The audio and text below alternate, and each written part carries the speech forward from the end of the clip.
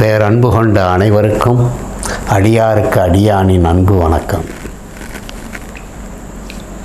மோட்சம் ஏன் அடைய வேண்டும்? மோட்சம் அடைவது அவசியமா? முதலில் மோட்சம் என்றால் என்ன என்பதை நாம் தெரிந்து கொள்ள வேண்டும். மோட்சம் என்றால் விடுதலை என்று பொருள்.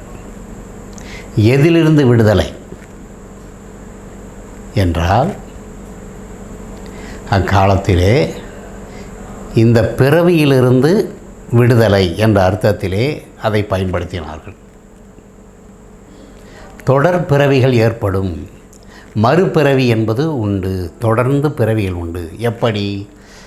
நாம் செய்யக்கூடிய நல்ல கர்மாவானாலும் தீய கர்மாவானாலும் இந்த இரண்டையும் அனுபவிப்பதற்காக, நன்மைகளையும் தீமைகளையும் நாம் அனுபவிப்பதற்காக பிறவிகள் தொடரும். மறுபடி பிறவிகள் வரும். பெரும்பாலும் பிறவியில் துன்பத்தையே நாம் அதிகம் அனுபவிக்கின்ற காரணத்தால் இதிலிருந்து விடுதலை அடைவது மிக முக்கியமாக யோகிகள் கருதினார்கள். ஏனென்றால் அவ்வளவு அவஸ்தைகள் இருக்கிறது பிறவியிலே. பிறந்தது முதல் இறக்கின்ற வரை இந்த உடல் படுகின்ற அவஸ்தை, இந்த ஆத்மா படுகின்ற அவஸ்தை, உடலிலே மாட்டிக்கொண்டு நிறைய அவஸ்தைகளை அது படுகிறது. இன்பத்தை விட துன்பமே அதிகமாக அனுபவிக்கிறது. இன்னும் சில பிறவிகள் இருக்கிறார்கள். ஊனமுற்ற பிறவிகள் நிறைய பிறக்கிறார்கள். கண் இல்லாமல், காது கேளாமல், வாய் பேச முடியாமல், உடல் ஊனத்தோடு. ஆக இந்த மாதிரியாக பிறக்கக்கூடியவர்கள் இருக்கிறார்கள். மேலும் இந்த வாழ்க்கையில் ஏற்படக்கூடிய துன்பங்கள், எதிர்பார்ப்புகள் பெரும்பாலும் ஏமாற்றத்தையே தந்து கொண்டிருக்கின்றன. ஒருவர் பிறந்ததிலிருந்து இருக்க வரை ஏராளமான பிரச்சனைகளை சந்தித்து தான் வாழ வேண்டியிருக்கிறது இந்த பூமியில். யாராக இருந்தாலும் போராட்டம் இல்லாமல் வாழ்க்கையே இல்லை என்கின்ற அளவிற்குத்தான் இருக்கிறது. நாம் ஒரு அடி எடுத்து வைக்கின்றோம் என்றால் இந்த பூமியினுடைய புவியீர்ப்பு விசையை எதிர்த்து நாம் ஒரு அடி எடுத்து வைக்கிறோம். அந்த உதவியினாலேயே, புவியீர்ப்பு விசையினுடைய உதவியால் தான் நாம் ஒரு அடியே எடுத்து வைக்க முடிகிறது. ஆனால் அந்த விசையை எதிர்த்து தான் நாம் ஒரு அடி எடுத்து வைக்கிறோம். இப்படி எல்லாவற்றிலும் முயற்சிகள் இருக்கிறது, போராட்டம் இருக்கிறது. ஒன்றை அடைய வேண்டுமென்றால் கஷ்டமில்லாமல் அவ்வளவு ஈஸியாக உழைக்காமல் எதுவும் கிடைப்பதில்லை. இந்த உலக முன்னேற்றம் அனைத்தும் உழைப்பிலே தான் இருக்கிறது. பலர் உழைத்து எந்த பலனையும் காணாமல் உழைத்தவர்கள் தெருவிலே நிற்கிறார்கள், கிடைத்தவர்கள் பிரித்து கொண்டார்கள். இப்படிப்பட்ட ஒரு சமூகமாக இருக்கிறது. ஒரு சுரண்டல் சமுதாயத்தை தான் இந்த உலகம் கண்டிருக்கிறது. வர்க்க பேதம் இருக்கிறது, ஏற்றத்தாழ்வு இருக்கிறது.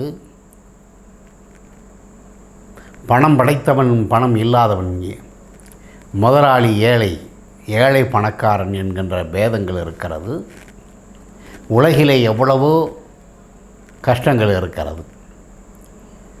இன்றைக்கு பணம்தான் வாழ்க்கை என்கின்ற நிலை இருக்கிறது. மனிதன் மதிக்கப்படவில்லை. மனித உயிர் துச்சமாக மதிக்கப்பட்டிருக்கிறது. மனிதன் துன்பக்கடலிலே வீழ்ந்து கொண்டிருக்கிறான், மனித சமூகம் முழுமையும்.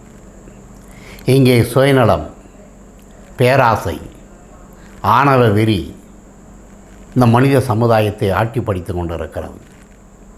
அதிகார போதையில் நிறைய மனிதர்கள் வாழ்ந்து கொண்டிருக்கிறார்கள். மக்களை மாக்களாக நடத்துகின்ற மனிதர்கள் ஏராளமாக இருக்கிறார்கள். அரசியல்வாதிகளானாலும் சரி,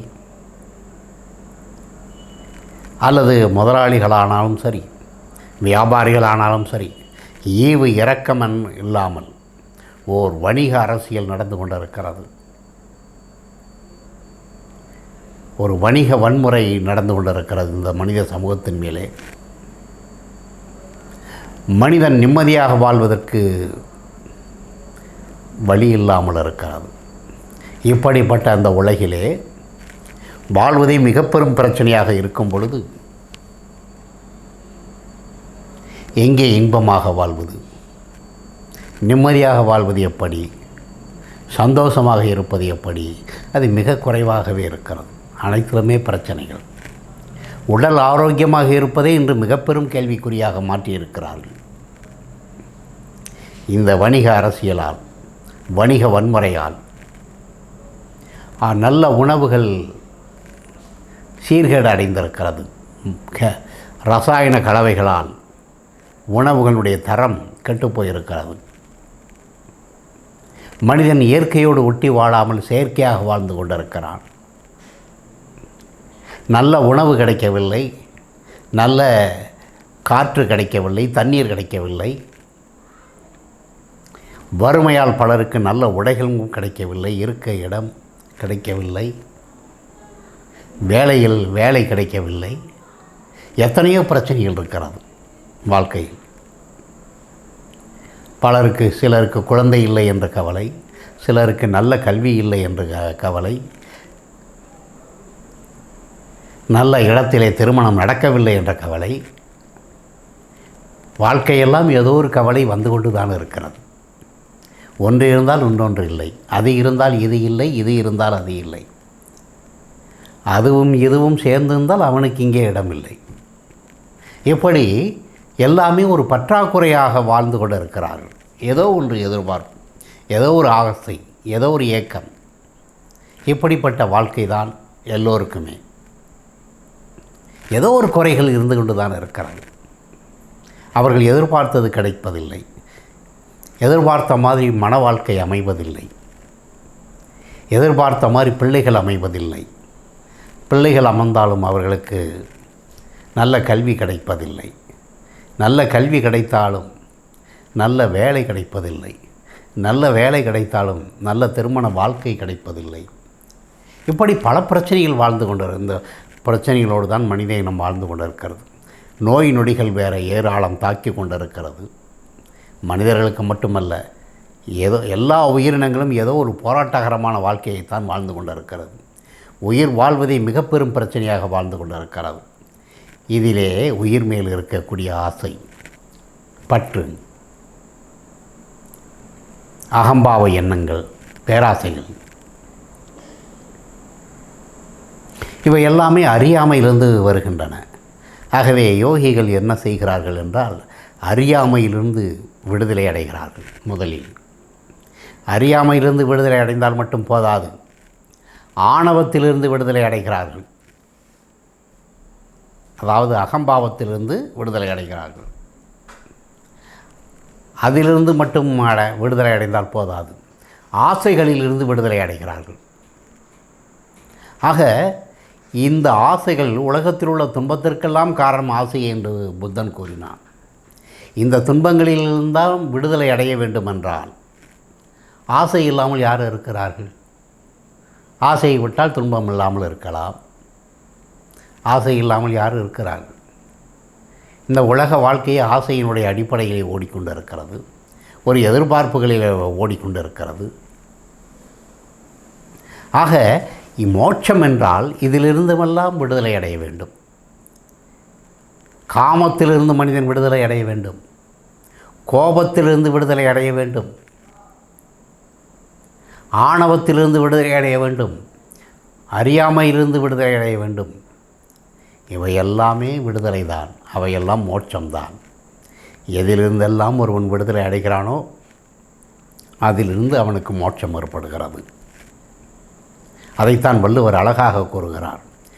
யாதனின் யாதனின் நீங்கியான் நோதல் அதனின் அதனின் இலன். ஒருவன் எதை எதையெல்லாம் விட்டு ஒதுங்குகிறானோ அதனால் அவனுக்கு இன்பம் ஏற்படுகிறதோ இல்லையோ, நிச்சயமாக துன்பம் இல்லை. ஏனென்றால் ஒதுங்கிச் செல்வதால், ஆசையற்று இருப்பதால். ஆகவே தான் வள்ளுவன் கூறுகிறான், உனக்கு ஒரு பற்று மட்டும் இருக்கலாம், அது பற்றற்றவனுடைய பற்று. பற்றற்றவன் யார்? இறைவன். பற்றற்றான் பற்றினை பற்றுக, அப்பற்றை பற்றுக பற்றுவிடற்கு. அந்த பற்றை தவிர வேறு எந்த பற்றும் வைக்காதே என்று வள்ளுவர் கூறுகிறார். ஏனென்றால் பற்று என்பதே துன்பத்திற்கு வழிகாட்டுகிறது. எதிர்பார்ப்புகள் ஏமாற்றத்திற்கு வழிகாட்டுகிறது. ஆகவே எதிர்பார்ப்புகளோடு வாழ்வது ஏமாற்றத்தை தருகிறது. ஆக எல்லாவற்றிலும் ஒருவன் பக்குவப்பட வேண்டுமேனால் அதிலிருந்து அவன் விடுதலை அடைய வேண்டும். விடுதலை என்பது அதற்கு இன்னொரு பெயர் தான் மோட்சம். மோட்சம் பல வகையில் உண்டு. பிறவியிலிருந்து மட்டுமல்ல, சில கெட்ட குணங்களிலிருந்தும் விடுதலை அடைய வேண்டும். அதைத்தான் சொல்கிறேன். அகம்பாவத்திலிருந்தும் ஒருவன் விடுதலை அடைந்தால் அது அவனுக்கு மிகப்பெரிய நன்மையை தரும். ஆசைகளிலிருந்து விடுதலை அடைந்தால் அவன் மிகப்பெரிய இன்பத்தை அவனால் அடைய முடியும். ஆக பிறவியிலிருந்து விடுதலை அடைவதற்கு கர்ம வினைகளில் இருந்தெல்லாம் ஒருவன் பற்றில்லாமல் வாழ்ந்தால், எதிர்பார்ப்புகள் இல்லாமல் வாழ்ந்தால், கடமையை செய்து பலனை எதிர்பாராமல் வாழ்ந்தால் அவனை கர்ம வினைகளும் பற்றாது. அது விடுதலையை தரும். ஆக மோட்சம் என்பது விடுதலையாகும். விடுதலையே இன்பத்திற்கான வழியாகும். நிம்மதியை தரக்கூடியது, ஆனந்தத்தை தரக்கூடியது என்று கூறி விடைபெறுகிறேன். நன்றி, வணக்கம்.